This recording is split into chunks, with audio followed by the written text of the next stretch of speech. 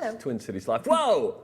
We come right back with To a the triple box. hot Triple split. Goodness Statements. gracious. Okay, well, this makes sense, though. Everybody trying to think of ways to stay connected despite what we're going through. But you might have a way to stay connected to a whole lot of people at once right here on your phone, and you didn't even know that you could do this? Here to show you how, we welcome back our executive producer and tech expert, Techspert. Thank you. Christian Unser is with us. Hello, Christian. Hello. You already have your phone ready to rock. what are you doing over there? We're going to talk about some apps that you may already have on your phone that you can do some pretty fun things with. So first and foremost, FaceTime. That's the app that is built into iPhone. This is actually an image I took last night of my 4 family members in our house all talking to each other via FaceTime. My 14-year-old daughter, Hannah, showed me how to do this Well, you guys last are night. really social distancing. Even in your house, you have to be in separate rooms. So let me click over to Brittany, our producer. So Brittany's right there. Hi, Brittany. She's on FaceTime right now. Are you working from home? How's it going? We can't hear her at the moment. We're having technical issues, so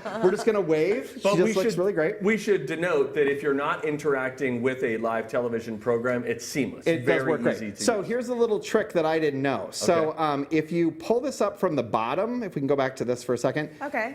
If you pull up the, nope. Gosh, I feel like Steve Patterson over here trying to run a thing. Come on. Okay, so you pull this up and you can add somebody to the call. Oh, that's how you add calls. So it's not like you're going to see it right on the screen. You have to sort of know to look for it. Exactly. You have to pull that thing up. So click off this for a second, guys. I'm going to call Kelly, and I don't want to give out her phone number today. 952. Yeah. would do it. So then you just literally click add person to FaceTime, and it makes that connection. Now, according to Apple, you can do this with 32 different people. Whoa. And the way it works when there's more than 2 is whoever's talking kind of drifts to the front as far as an indicator. So this is really cool because I can imagine that a lot of people are feeling, maybe like they wanted to have a little birthday party and sing happy birthday, and that's not possible. We can't hear you, Kelly. Just there's so you know. Kelly. There's Queenie in the background. But you can wave. Everyone can wave. Kelly. So yeah, you can literally just pull up from the bottom again and keep adding people to the add another person to the call until you have all your friends in. Christian, everybody has to have an iPhone if you're doing this, or an Apple device. Like you could have an iPad too, right? Bye, ladies. Okay. Hi, Steve. Get back to work, girls. Kelly's husband just did like Steve. walk like an Egyptian thing behind her, so that's great. Okay. Okay, I can't hang up on them, so I'm just going to put that down. All right, now take us to the world of Google. Yeah, so Google has their own version of this. It's called Google Hangouts, and it's their messenger app. It has the exact same capability in it. That I've only really used it for chatting, but you can have up to 10 people on a call, and they'll line up along the bottom of your screen. So you can see everybody at once. So this you would want to do with you could do it on, I guess, a device. Like like an Android would have this. I have it on iOS as well, but...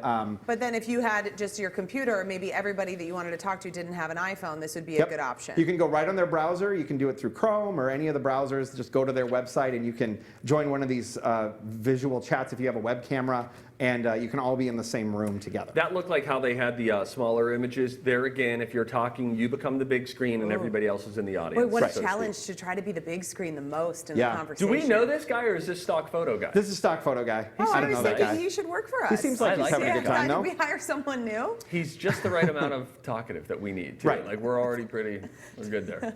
So the last one to talk about is Facebook. You may not know that you can do a video chat through Facebook. I did not know this. Oh, gosh, another thing I should be terrified of pushing the wrong button on Facebook. So you can use Facebook Messenger to do this. They say you can do it with up to 50 people. No. You can have 50 people in one chat. We tried it in the office today with a bunch of my Facebook friends. The best we could do was 8 video windows at once. Everyone else who tried to get in after that said that it wouldn't work. Oh, that's interesting. Yeah, so we had, it just filled the screen basically 4 and 4.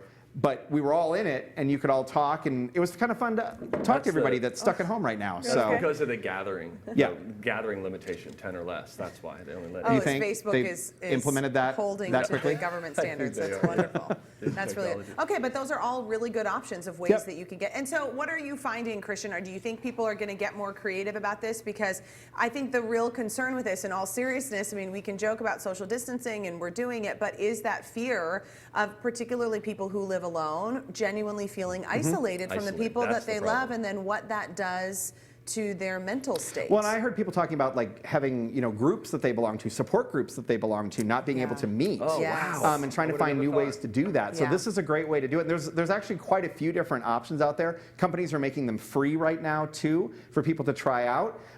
And I will say that even just hopping on with my friends, which was kind of a random mix of people, not necessarily a group of people I've ever all had in one room at one time, but it was really fun to see each other and talk and catch up. I have a happy hour I was supposed to do tomorrow night with a friend of mine. We're actually going to do it through Google Hangouts and just fun. hang out and catch up and still try to stay connected during all of this. I think it's a good reminder too. We mentioned this at some point last week, and a lot of folks have put this sentiment out there in the world of social media. But as you think about the social distancing that we're all doing, really, you can also, even if you think I'm not going to do FaceTime, I'm not going to do the Facebook Messenger, pick up the phone, don't send a text. This is a great time to kind of reignite actual voice-to-voice connection. This is with also people. a phone. So that can Everyone make remember calls, that. the thing that It you can have in your make hand. phone calls. Really? It's not just a camera. It's also a phone. That's fascinating. Christian, thank you. That's helpful Christian. and really good reminder. Have fun at your happy hour tomorrow night. Thank you. Thank you. Just you're not driving anywhere, so that's good.